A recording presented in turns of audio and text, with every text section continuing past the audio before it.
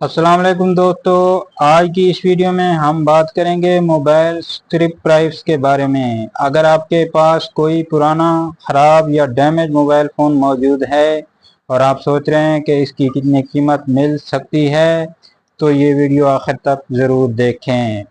दोस्तों, बहुत से लोग समझते हैं कि ख़राब मोबाइल की कोई वैल्यू नहीं होती, लेकिन हकीकत ये है कि मोबाइल के अंदर मौजूद part, battery, display, camera, motherboard की वजह से इसकी एक स्क्रिप वैल्यू ज़रूर होती है।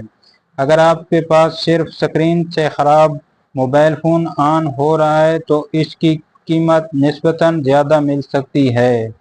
इस तरह अगर फ़ोन का मदरबोर्ड सही काम कर रहा हो तो मोबाइल रिपेयरिंग शॉप ऐसे फ़ोन ख़रीदने में दिलचस्पी रखती हैं। अब सवाल ये पैदा होता है कि मोबाइल स्क्रिप की कीमत कैसे तय होती है। सबसे पहले मोबाइल का ब्रांड देखा जाता है। मिसाल के तौर पर आईफोन, सैमसंग और दीगर मशहूर ब्रांड के ख़राब फ़ोन भी अच्छी खासी कीमत में फ़रोख्त हो जाते हैं। इसके बाद मोबाइल की कंडीशन देखी जाती है। अगर फ़ोन ऑन हो रहा हो तो कीमत ज़्यादा होगी, जबकि मुकम्मल तौर पर डेड फ़ोन की कीमत कम हो सकती है।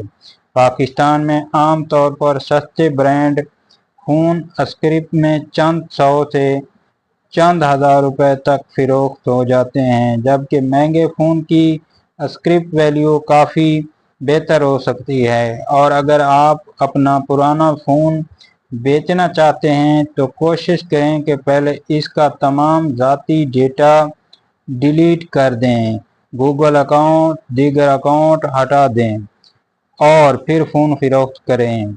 एक और अहम बात कि मुख्तलिफ मोबाइल शॉप मुख्तलिफ कीमत ऑफ़र करती हैं, इसलिए एक से ज़्यादा दुकानों से रेट ज़रूर मालूम करें ताकि आपको बेहतरीन कीमत मिल सके।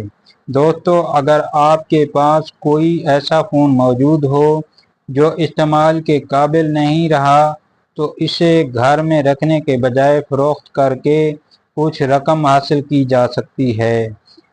आपके ख्याल में पुराने मोबाइल को फ़रोख्त करना बेहतर है या इसे बतौर बैकअप रखना चाहिए? अपनी राय कमेंट में ज़रूर बताएं। वीडियो पसंद आए तो वीडियो को लाइक करें, चैनल को सब्सक्राइब करें और बेल आइकन को दबाना ना भूलें। अल्लाह हाफिज़।